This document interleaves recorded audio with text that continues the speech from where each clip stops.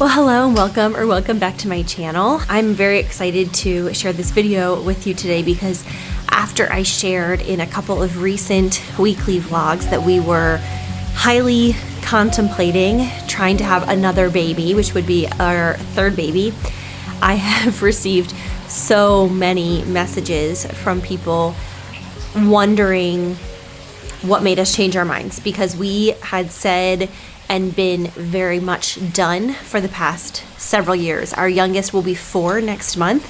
So for the virtually past 4 years, we have said that we were done and we weren't having any more kids. And then recently we have shared that we've had a change of heart.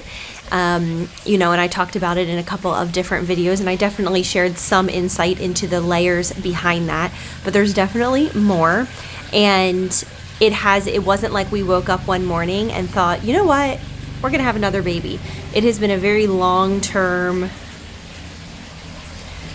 it's been a process of making this decision and coming to terms with the fact that we feel like we are meant to have another baby. Our family feels like it's supposed to have another baby. All of those kinds of things coming together to make the decision for us to actually want to try to have another baby. And this decision is so deeply personal to us, and then so deeply personal to every single family. And that is complicated immensely by the fact that nothing's guaranteed. And so we could say we want 6 more babies, but it's impossible to know whether we can get pregnant once, whether you just don't know. And that's the hard part about family planning, and that's the personal part about family planning as well. Our daughter, I have a piece of hair. I always have hair everywhere. Our daughter took, for us to get pregnant the first time, which ended up being our daughter Nora, took almost a year and a half. And then our son, we discussed it 1 month, and the next month I got 2 pink lines. So it's really hard to say, and I know there are folks out there who have waited a lot longer than 18 months to see 2 pink lines, and there are some people who were actively trying not to expand their family and had a surprise baby. So there's such a spectrum. So I just want to speak to just our experience, our feelings, our thought process, our journey, and our journey is never a judgment of yours. This is just us sharing. I'm saying us because we have been very in sync and in step with this whole decision, but obviously I'm the one talking and this is my channel. But just know that this has been discussed extensively, and Riley definitely is on the exact same page. Yes, baby.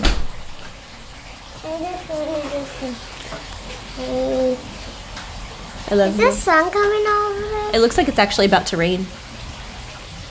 Weird, right? Sun is about to come out. Yeah, you hear the thunder? Oh, yeah. Anyway, with no further ado. So, before we ever got pregnant with one, like when we were engaged, when we were newly married, when we were discussing children, we have always been very open to number of kids. I had it in my head for a lot of years that I wanted 4 children. But then as it got closer and we were actually married and it felt real, I used to say that when I was a teenager or whatever. And then once it was real and life was real and I was an actual adult in this world, I started just being a lot more open-handed about it. And we started using language and things like, we'll see what happens. We'll see how many make sense for our family. We'll see how we feel after we have 1. We'll see how we feel after we have 2. We always knew that if we could, we would want 2 children at the minimum, and then we would see where it went from there. So my pregnancy with my first was pretty uneventful, and actually I look back on that as I'm sorry, I just inhaled something. My pregnancy with Nora was very uneventful, and I look back on that period of time in my life as a very joyful, exciting, peaceful time. I mean, we had the time of our life, choosing her name and going to appointments and painting and decorating her nursery and washing all her little tiny girly baby clothes, and the preparation and even birth classes and everything. It was so much fun. We were so excited to become parents, and the pregnancy was really not that, nothing really to speak on. It was pretty smooth overall, a little bit of nausea, whatever, but overall pretty good. And then her birth was not bad. It was a hard birth. She had her hand up above her head. It's called a nuchal arm, so that was hard. But then my postpartum with her was hell. It was awful. It was the worst. I wouldn't wish it on anyone. I know a lot of women have gone through birth trauma, postpartum trauma. It was very, very traumatic for me. It went from bad to worse to worse to worse. It required 3 vaginal surgeries because of several different issues that I was having with healing. I was in chronic, debilitating, excruciating pain for the better part of 6 to 8 months. I felt really ashamed of my pain and felt like I needed to hide it, and just felt like my body, something was wrong with my body because I wasn't healing properly or in a timely manner, and it caused a lot of mental issues. I went into a really deep and dark depression. My intrusive thoughts were horrific. It really robbed me of Nora's newbornhood. I was physically present and physically caring for her and for her needs, but it was an out-of-body experience in the worst way. It was awful. So then when I got pregnant with my second, this is all backstory to sort of why we landed where we landed, of being done versus where we are now with being very open to another baby. Then when I got pregnant with Colin, his pregnancy was a bit harder. I largely attribute that to already having a toddler. She wasn't even 2. When I got pregnant with Colin, she was 1 year old and a few months. And so, because they're almost exactly 24 months apart, a little bit less, but almost exactly 2 years apart. So obviously, caring for a very small, very young toddler, nearly a baby, and then also being pregnant is super hard. And then also my depression was much more well managed. But then I went off of those meds once I found out I was pregnant with Colin, and it was not well managed during my pregnancy, and I dealt with a lot of prenatal depression and anxiety. Things like really, really wild experiences, like driving down the highway and having nearly a panic attack in the car and shaking and my heart racing because I would see a plane fly overhead and I would be convinced that the plane was going to drop out of the sky and smash me and smash the baby in my belly and smash Nora in her car seat in my car. Like dark, twisted, completely illogical. Like that's not even how a plane would like emergency land. But it didn't matter. Like my brain was not, and that was my pregnancy with Colin. So even though physically I was doing fine, mentally it was really hard. But then his birth was wild and fast, so fast. And his postpartum was so beautifully redemptive. I loved it. It was like his water birth was so redemptive. And then my whole postpartum time with him was so redemptive. And it was just beautiful and so 1 billion times easier than the first go around. And I was just so grateful for that. But at that point, I had 2 children under the age of 2. And my body was exhausted. My brain was zapped. And my hands were very full, you know. I was nursing, I was up a lot, I was all the things that you do when you've got basically two babies. And now I look back on pictures and I don't know, I'm like, I had 2 babies. Like the day that Colin came home, Nora was still a baby. Like she didn't even have really hair yet. She was like basically bald, a little bit of hair. So that's kind of the backstory of like, then I was in the thick of it. A phrase that I think really describes that time in my life is that and that went on for years. That went on from when Colin was first born, so Nora was just about to turn 2, until, the past 3 to 4 years, to present day, basically. During those years, largely, it's thundering, I could not see the forest for the trees, which is a saying that means if you're in the middle of a forest and you're looking at all these trees, you don't realize that you're in a forest because all you're looking at are the trees. And so all I was looking at was how hard it was every day and how many responsibilities I had every single day with the kids. And so I couldn't pull back and be like, okay, I'm in a forest, like I'm in a season of life. You know, I just was so entrenched in it that it felt I was just drowning in it, and I was just doing it every day. No matter what I had to do, I was just waking up and doing it and sacrificing all the parts of me, and so was Riley, to make it work. With that being my reality, with that being our reality, we didn't even really talk about another baby.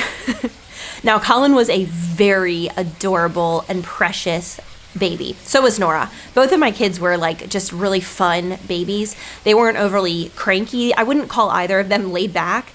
now or as babies, but they weren't like super fussy. We didn't have colicky babies. I've had friends with colicky babies, and that is so hard. Oh gosh, it's so hard. We didn't have that. And so I wasn't really able to enjoy a lot of Nora's babyhood, like her little babyhood, because I was so out of my mind in this other really dark place.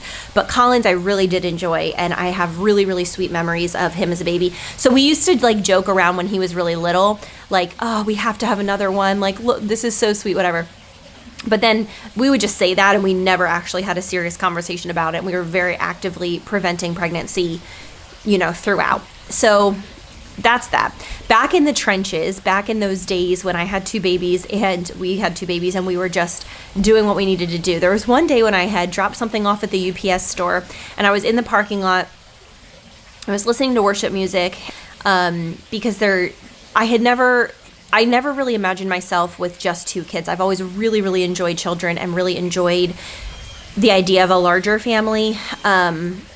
My mom is the youngest of 9 siblings, and I knew I never wanted 9 kids.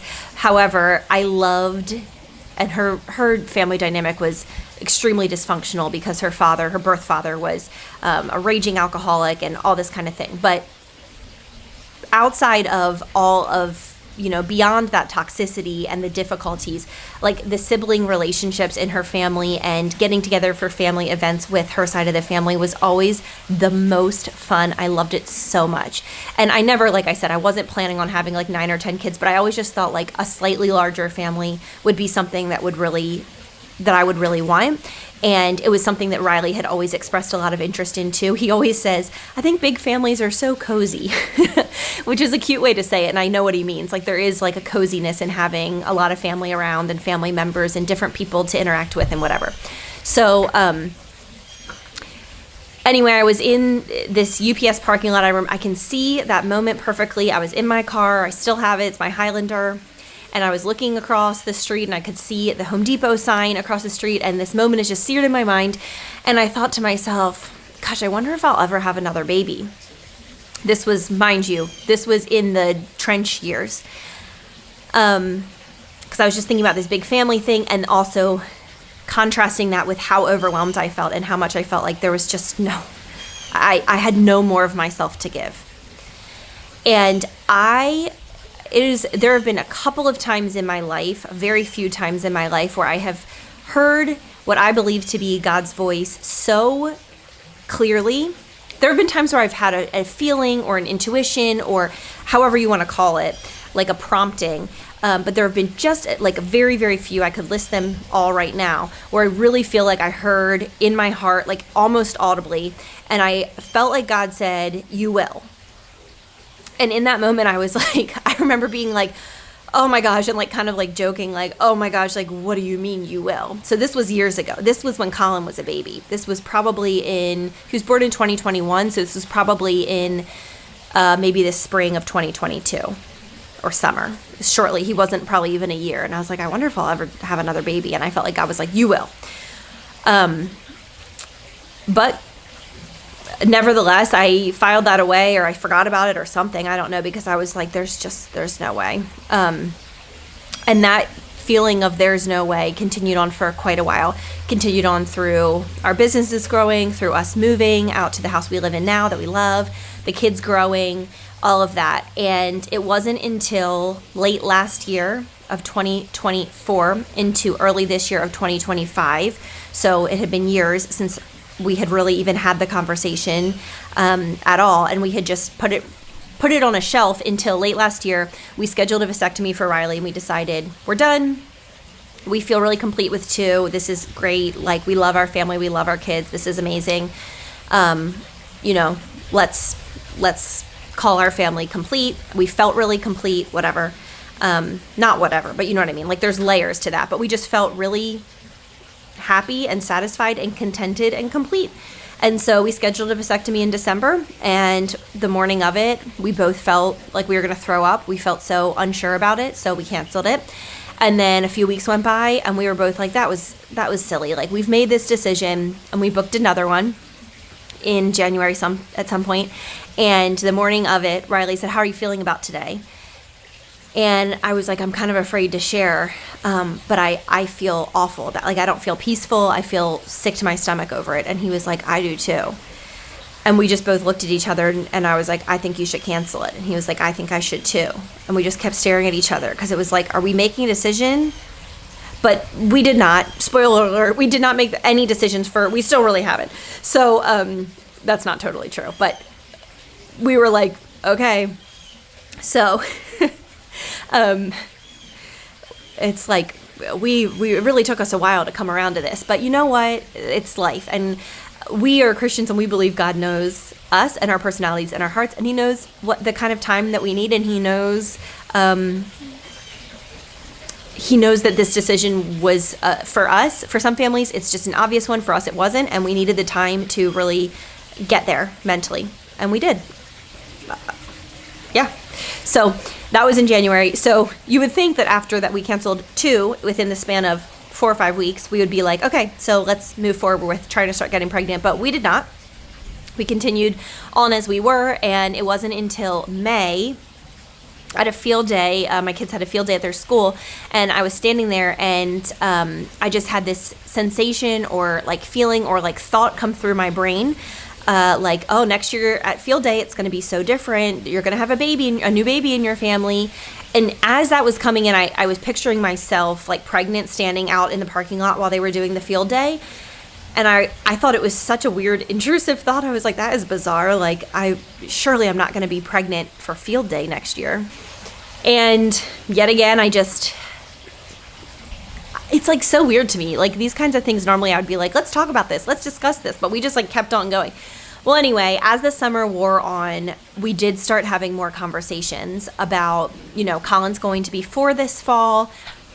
Age gaps don't worry me. I think there's beautiful things about having kids close in age. I think there's beautiful things about having kids further apart in age. I just feel like each family is different, and everybody, what's meant to happen happens as far as age gaps. So that was not a concern of mine necessarily.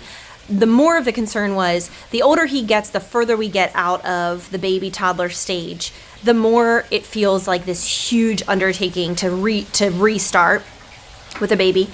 And so I was more like, I think we really need to kind of like make a call. Like, what are we doing? Not saying that anybody has to get anything permanent done, but like, I'd like to kind of know where our heads are, because like there have been a couple of weird things that have happened between these canceled vasectomies and then me having these different like promptings. But it was funny because it was like I felt these things were true, but I didn't internally. I wasn't like, oh, I want a baby.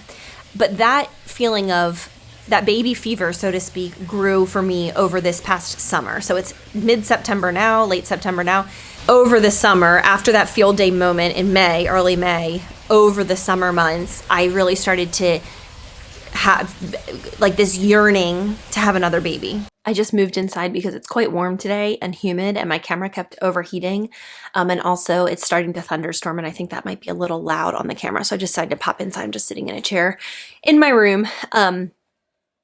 Over the course of this summer, my desire for a baby really began to grow and become something so different than the way I had felt for the past 4 years-ish since Colin was born. And instead of having another baby or being pregnant feeling like a very overwhelming and stressful and difficult endeavor, it started to feel more along the lines of, this is meant to be. I'm excited about this. I'm ready to tackle this head on. Very peaceful, joyful, excited, not worried, and just feeling very capable of handling the ups and downs of all of it. And so with that feeling, that spurred on a lot more conversations between Riley and I about actually moving forward with perhaps trying to have another baby. So those conversations have been really interesting and just great, because we both have been really on the same page, and we're so grateful for that. I really feel like God has brought us to this point together, and it has allowed us to move forward and into this new season potentially together, which has been really bonding and just like it's like a very intimate experience to kind of have this little hope together. And as we've discussed things, there have been, the obvious topics of discussion when you're talking about growing a family: vehicles, homes, support, finances, all that kind of thing.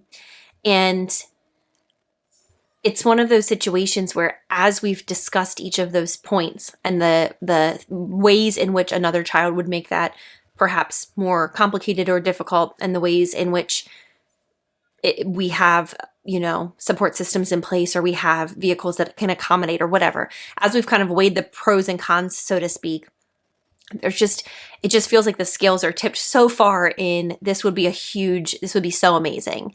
And this would be a huge blessing in our life. And this would not be like an unwanted burden or an unwanted, there's nothing about this that would feel like, even the hard parts, where I feel like by the time, even with going into my second pregnancy, I felt like my eyes were wide open. But now that I have an almost 6-year-old and I've been a mom now for 6 years, like, I feel like your eyes are wide open. Like, I know what the highs and lows look like. I know what a stage looks like. I know that things come and go, and the hard parts are hard and they do go away. And I think that that's all, like, it's so much easier now. Like, these days are it's so much less demanding of my physical energy all day long to meet every single physical need. Like, my kids can get a snack if they are hungry. They can get a glass of water if they're thirsty. They can use the restroom on their own. They can get dressed on their own, like things like that. And as that has happened, I have realized how fleeting those super tough years are. And in place of that exhaustion is these two amazing people with these incredible personalities and these really fascinating, interesting brains and curiosities, and their thoughts are so interesting. And I am so obsessed with them and getting to know them. And I just so love being their mom and watching their relationship grow, and watching their relationship with Riley and my relationship with them and their relationships with their friends and with our extended family.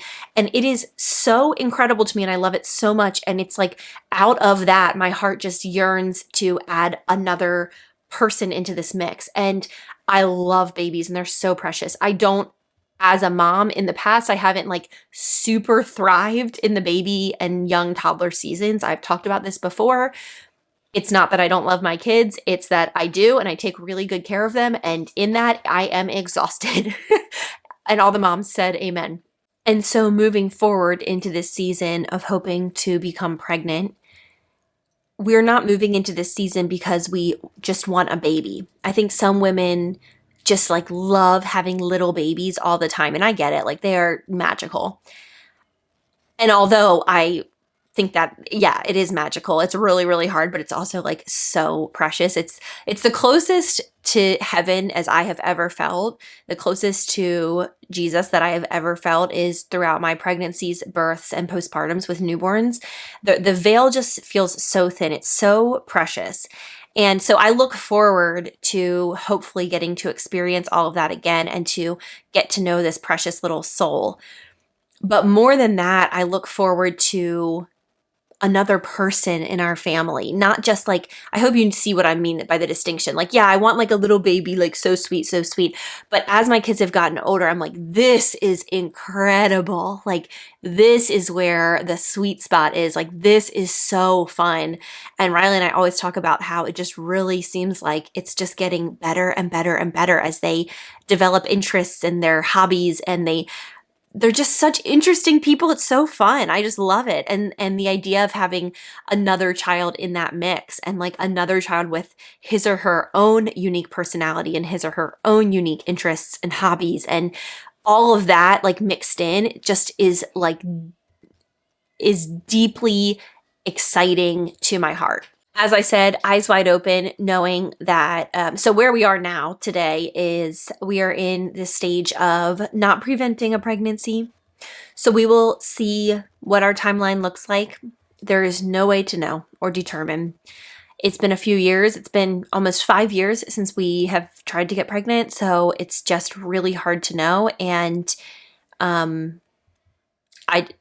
I'll just leave it at that. Like, we just don't know. So we're just going to go into this very open-handed and see what plans God has in store for us as we move forward. But we are now very open and excited about growing our family and seeing what little person is meant to be in the Lamb crew over here. So that's kind of where we are with everything. It's been a very interesting heart change because I went from really wanting, 4 kids. We went from before we had kids thinking like, oh, I think we want 4. Like, I remember when we told Riley's sister, Emily, we were pregnant with Nora, she said, she's pretty straightforward. And she was like, well, how many kids do you think you're going to have? And we both said, we want 4. I remember that. It was at our old house on our gray couch that we still have now. We were all sitting there hanging out and we said, we want 4. And she was like, oh, 4 is such a good number. Well, then we had Nora and Colin, and then we were like, actually, we do not want 4. This is so much. So I went from like wanting 4 or whatever, like a larger family, more children, to having 2 and feeling so contented and feeling like our family was definitely complete, to these stirrings of wondering whether we were meant to have another baby, to now really hoping that we're able to have another baby. And it's been a weird and wild ride. And it's been really interesting to see how before we had Nora, like, we really wanted a bunch of kids. I'm saying a bunch. To me, 4 feels like a bunch, but I know to some people that's not very many. And to some people that's 10 times what they would ever, you know what I mean? It's like everybody has a different perspective. To me, 4 feels like a pretty big family. Riley and I both come from sibling sets of 3. I'm the oldest of 3. He's the middle of 3. So there's a part of 3 kids that feels very familiar to us. And I don't know. Like, I don't know if after we have, I'm speaking like I'm pregnant now. I am not pregnant now. But after, hopefully, I'm just like speaking as if it were, because I feel like it is meant to be. If we are able to get pregnant and we are able to have a 3rd baby, I have lately been wondering, does God have some plan for us to actually end up with 4? Okay, we had a temporary tattoo emergency. Nora had gotten a temporary tattoo from school today from the treasure chest, and she really, really wanted me to put it on her hand. So just went and did that, and I came back. I kind of forget where I was, but let me kind of resume. I honestly don't remember where I was. However, to sum this all up, it's like, I'm glad we didn't make a permanent decision in a season when things were super, super overwhelming, because that season changed quickly. And now it doesn't feel like that anymore. And it feels like, oh, maybe we could have another one. And you know what's funny? When I had Colin and he was a baby, I remember, well, he must have not been that much of a baby, because we moved into this house when he was about, how old? Like a little over 1. And like 1.5 maybe, something like that. Yeah, that sounds right. And so Colin was still quite young. And we were here. My mom had come to visit, and me and my mom were sitting on our couch. That couch has held thousands of important life conversations. And we were sitting on the couch. And I was talking about, I was like, gosh, like, if I were going to continue with the same age gap as Nora and Colin, I would already be pregnant right now. And I just cannot imagine that. Like, it was so much what's going on. And my mom said, you might be one of those women who waits until you're, well, I don't remember exactly what she said. Something about one of the kids being in kindergarten, whether she said, you might be one of those kids. I think she said, you might be one of those women where you wait until your youngest is in kindergarten, and then you decide to have another baby or 2 once you've gotten, your first 2 out of the most difficult, like, hands-on phase. And I remember her saying something along those lines, and then following it up with, your decision at that point will be whether you want to start over with a baby or not. Whether you want to go through diapers and nursing and sleeplessness and all of that once you're, out of that stage.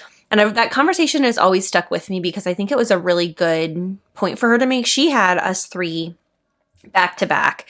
And so she had 3 under the age of 5.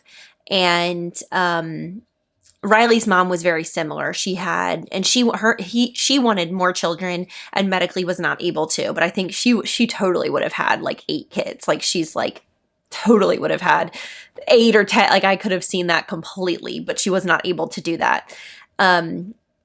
And so anyway, I have always thought about that conversation my mom had because it just kind of gave me permission to put off the decision and just think about it, like not have to make the decision. Like obviously I didn't have to make the decision when Colin was 18 months old, but I'm a planner.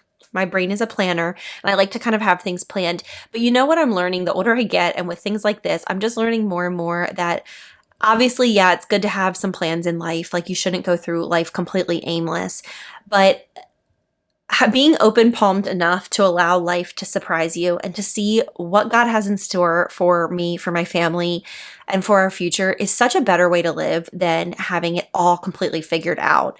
And for me in my life right now, that experience is very related to family size, but I think that that is so individual to each person. And like some people, it's about saying that they'll never move and then deciding that they're going to move or that they'll never do this or that, you know what I mean? Like there's so many, that could be applied to dozens of different decisions. But I've thought about that conversation many times over the years. In fact, we sold our crib. We had a crib, that we used with Nora and Colin. We sold it. And on the day we sold it, I remember thinking, I wonder if we'll buy another crib when Colin's in kindergarten, and like just thinking like, probably not. And here we are. And I just feel we just both feel very peaceful about it. It's kind of one of those things where like all the hard parts are short.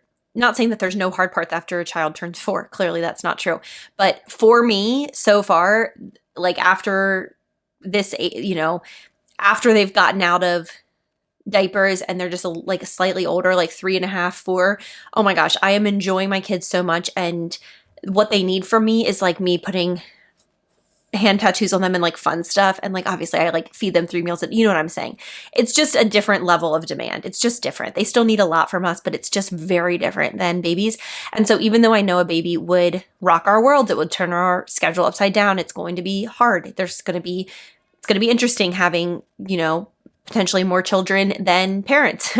Like there's a lot, like I get it. I totally like see it. And I don't know what that will be like until I step into it, but I trust that God will give me the strength that I need to get through that. I trust myself and my capabilities, and I trust my husband. And I think our marriage is stronger than it's ever been. And we are both like very much in this together. And we both have perspective now that you just can't have when you're having kids back to back like that. Like we could not see the forest for the trees. We could not see back then how short and fleeting those super, super hands-on difficult years would be. And now we can. And it opens up, the perspective opens up possibility of like, well, we could do that again. It's not going to be super easy, and there's going to be parts that are going to be pretty darn challenging. But on the other side of that, you get this new family member and they're just so awesome.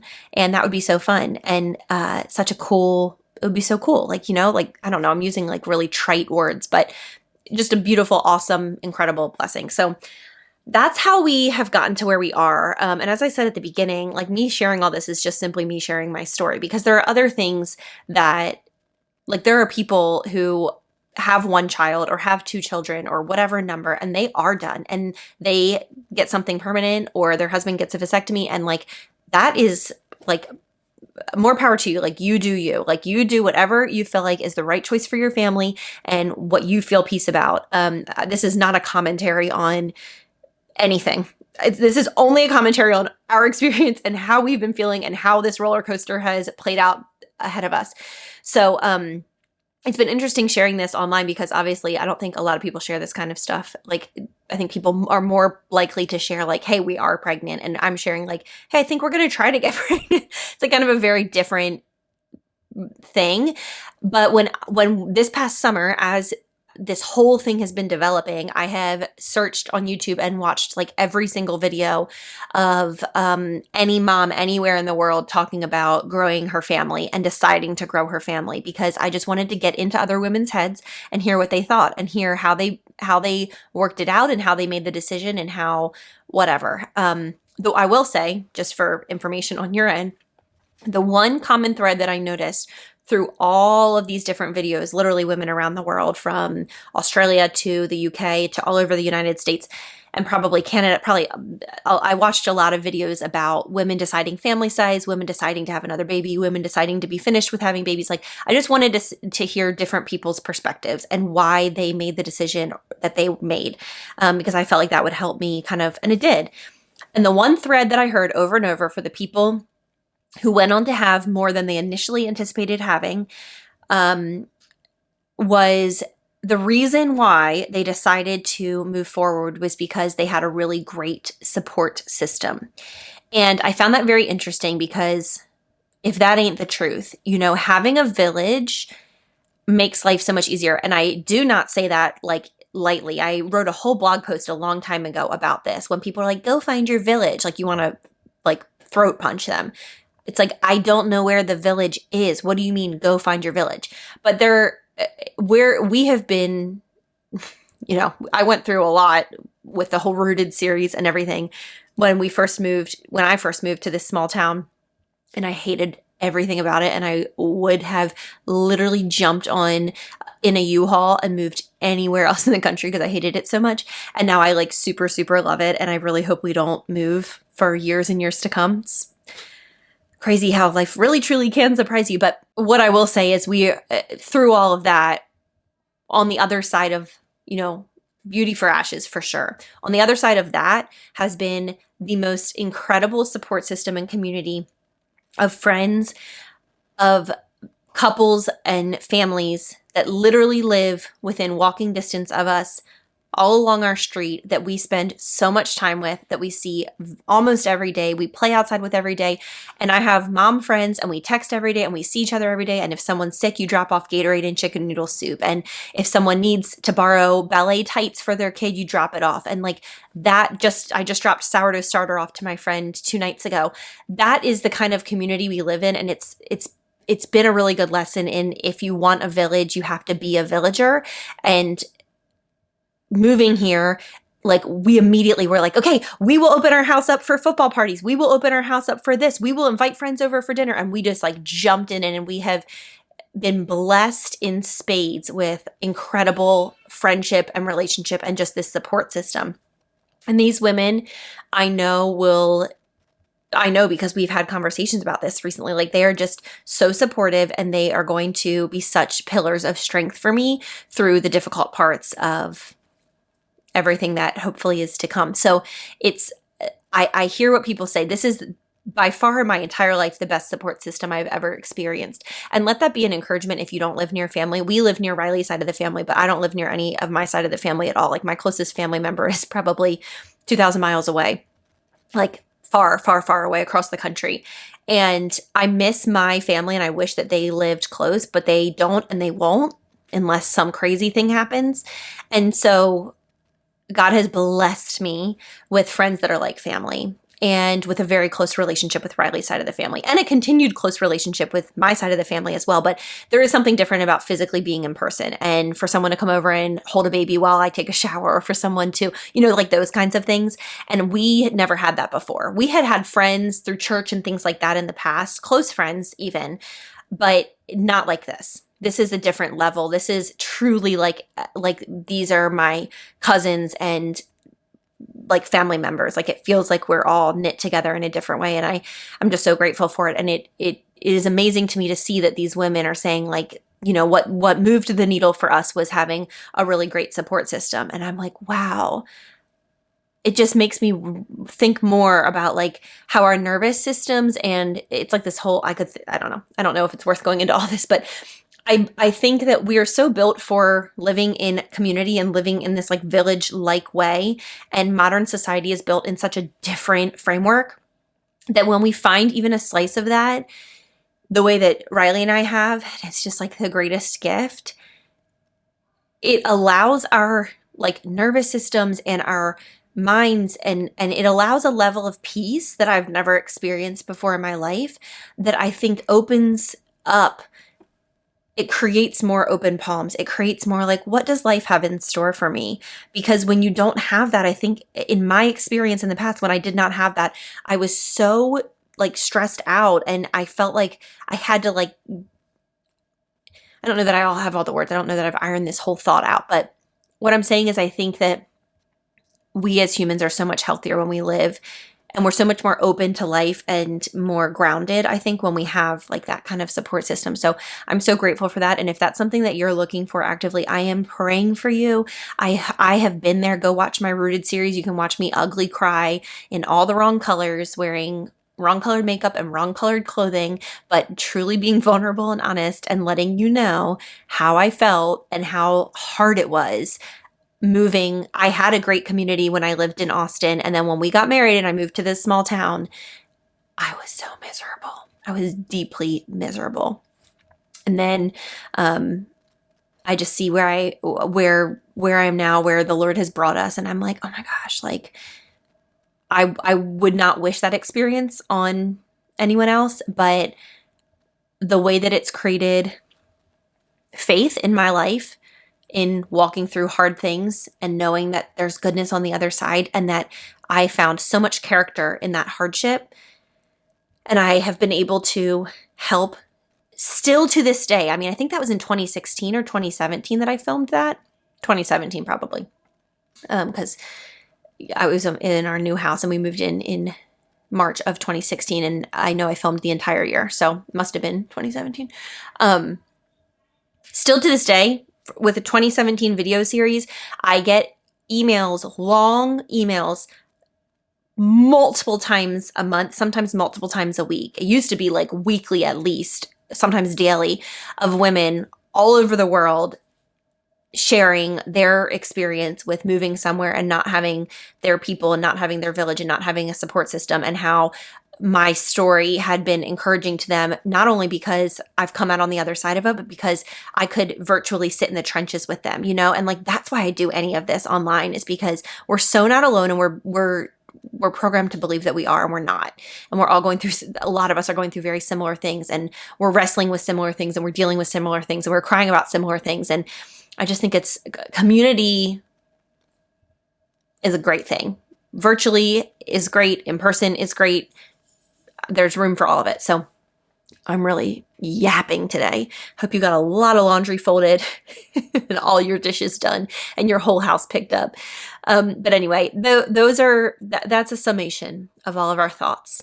I don't know that it was super cohesive, but I hope that it made some level of sense. That's where we are with everything. And we are excited and moving forward in prayer, and just knowing that He's moved our hearts so much on this subject that we believe that He has a timeline for our family, and we believe He's gone before us, and we just are really resting in faith and trust, and just knowing that when things are meant to happen, they will, and we are just going to continue being grateful every day and enjoying our children and enjoying our life, and we will see what comes in the future. So I really appreciate you being here for this ride.